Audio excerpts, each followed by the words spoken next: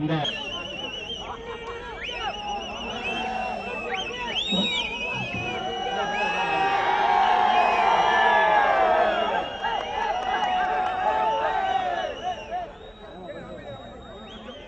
கொங்கு நாடு முன்னேற்ற கழகத்தினுடைய பாசத்துக்குரிய தலைவர் அண்ணன் பெஸ்ட் அவர்களே, கழகத்தினுடைய பொருளாளர் அருமை அண்ணன் பாலு அவர்களே, கழகத்தினுடைய மாநில பொறுப்புகளை வகிக்கின்ற முன்னணி தலைவர்களே,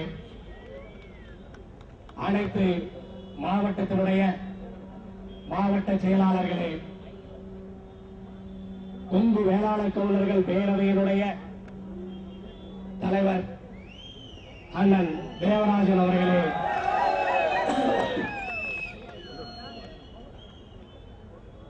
இந்த ஆர்ப்பாட்டத்திலே வீரன் சின்னமலைக்கு மாலை அணிவித்துவிட்டு இங்கே தாங்கள் மென்மையான மகளிர் என்பதை கூட மறந்து இந்த வெயிலிலே கருத்து கொண்டிருக்கின்ற கொங்கு நாட்டு மகளிர் அணியினரே, ஓராண்டு காலமாக பாசறைக்கு திரும்பியிருந்த கொங்கு படை, பாசறையிலே ஓய்வெடுத்துக் கொண்டிருந்த கொங்கு படை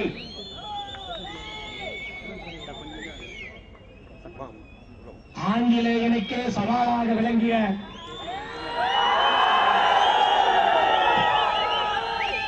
வீரன் சின்னமலையினுடைய பிறந்த நாளிலே இனியும் பாசறையிலே நாங்கள் தூங்க மாட்டோம். இந்த பிறந்த நாள் ஏப்ரல் 17 கொங்கு படை களத்திலே இறங்கிவிட்டது. ஆங்கிலேயன் என்ன, மத்திய அரசு என்ன, தமிழகத்திற்கு தேவையான அனைத்தையும் எப்பாடுபட்டாவது பெற்றே தீர்வோம் என்று இங்கே படை சூழ்ந்து தமிழகத்துடைய தலைநகராம் சென்னை மாநகரத்திலே குழுமியிருக்கின்ற முகாமிட்டிருக்கின்ற வீரன் சின்னமலையினுடைய வீர வாரிசுகளே, உங்கள் அனைவருக்கும் இந்த நேரத்திலே வணக்கத்தை தெரிவிக்கும் பொழுது சென்னை கொங்கு நண்பர்கள் சங்கத்தினுடைய பொறுப்பாளர்கள் யாரையும் மறக்க முடியாது.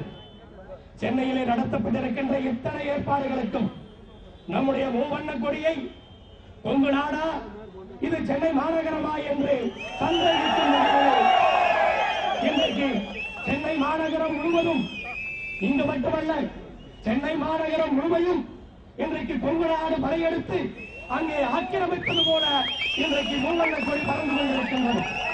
அப்படி இத்தனைக்கும் காரணமான சென்னை கொங்கு நண்பர்கள் சங்கத்தினுடைய அத்தனை பொறுப்பாளர்களே, உங்கள் அனைவருக்கும் இந்த நேரத்தில் மீண்டும் என்னுடைய வணக்கத்தை தெரிவித்து மிக அருமையாக இங்கே இந்த ஆர்ப்பாட்டத்தையும் மாலையிடுகின்ற நிகழ்ச்சியும் காவல்துறையினர் சட்டம் ஒழுங்கை சரியான முறையிலே கடைபிடித்து மென்மையாக கையாண்டு திறமையாக இங்கே செய்து கொண்டிருக்கின்றார்கள். அப்படி பணியாற்றுகின்ற அத்துணை காவல்துறையினருக்கும் நம்முடைய செய்திகளை நாளை காலையிலே உலகம் பூராவும் கொண்டு செல்லுகின்ற பத்திரிகையாளர் நண்பர்கள் அத்தனை பேருக்கும் இந்த நேரத்திலே வணக்கத்தை கூறிக்கொள்ள கடமைப்பட்டிருக்கின்றோம். இன்றைக்கு தமிழகத்தினுடைய அனைத்து செயல்பாடுகளையும் அனைத்து நிகழ்ச்சிகளையும் பத்திரிகைகளுக்கு ஒருபடி முன்பாக நம்மிடத்திலே நம்முடைய வீடுகளுக்கே கொண்டு வந்து சேர்ப்பது தொலைக்காட்சிகள். அப்படிப்பட்ட தொலைக்காட்சிகளிலிருந்து இங்கே செய்தி சேகரிக்க வந்திருக்கின்ற அத்துணை நிருபர்களுக்கும் என்னுடைய வணக்கத்தை நான் இந்த நேரத்தில் தெரிவித்துக் கொள்கின்றேன். இன்றைக்கு தமிழகத்தினுடைய தலையாய பிரச்சனை மின்சார பிரச்சனை. என்ன பிரச்சனைகள் வேண்டுமானாலும் இருக்கலாம், ஆனால் மின்சார பிரச்சனையை தாங்க முடியவில்லை. வீட்டுக்குள்ளே தூங்க முடியவில்லை. படிக்கின்ற மாணவர்கள் பரீட்சைக்கு படிக்க முடியவில்லை. விவசாயிகள் எப்போது மின்சாரம் வரும் என்றே தெரியவில்லை. விடிய விடிய விடிய விடிய கண் விழித்து அமர்ந்து கொண்டிருக்கின்றோம். கட்டணம் இல்லாத மின்சாரம் வழங்கப்படுகிறது என்றாலும் அதை பெறுவது கடினமாக இருக்கின்றது. அதற்கு கட்டணம் கேட்டால் கூட கொடுத்து விடலாம் போல இருக்கின்றது. அந்த அளவுக்கு இன்றைக்கு மோசமான ஒரு சூழ்நிலை. அதனால தொழிற்சாலைகள் அனைத்தும் இன்றைக்கு மின்சார வெட்டினால் மூடப்படுகின்ற சூழ்நிலை. பொருளாளர் அவர்கள் இங்கே சொன்னது போல தொழிற்சாலைகள் பெயரளவிலே இன்றைக்கு நடந்து கொண்டிருக்கின்றது. அப்படிப்பட்ட தொழிற்சாலைகள் எல்லாம் இந்த மின்வெட்டு தொடரும் என்று சொன்னால் முழுமையாக அழிந்து போகும். இந்த மின்வெட்டினுடைய தாக்கம் சென்னையிலே இருப்பவர்களுக்கு தெரியவில்லை. சென்னையிலே ஏன் இந்த ஆர்ப்பாட்டம் நடக்கிறது என்பதை நீங்கள் புரிந்து கொள்ள வேண்டும். உங்கள் நாட்டை தாண்டி இந்த மின்வெட்டிற்கு சென்னையிலே ஏன் செய்கின்றோம் என்பதை புரிந்து கொள்ள வேண்டும். இங்கே மாநகர பேருந்திலே செல்லுபவர்களும் கார்களிலே செல்லுபவர்களும் ஆட்டோக்களிலே செல்லுபவர்களும் மின்வெட்டை அனுபவிப்பது கிடையாது. இங்கே அவர்களுக்கு மின்வெட்டு தெரியாது. இவ்வளவு பேர் இங்கு வந்து போராடுகிறோம் என்று சொன்னால் பார்ப்பார்கள், ஓ கொங்கு நாட்டிலே இவ்வளவு பெரிய மின்வெட்டா, இவ்வளவு பேர் இவ்வளவு வெயிலையும் பொறுக்காமல் தெருவிலே நின்று போராடிக் கொண்டிருக்கிறார்களே என்று அதிசயித்து போவார்கள். அப்படி சென்னையிலே வாழுகின்ற அத்தனை பேருக்கும் இது தெரிய வேண்டும்.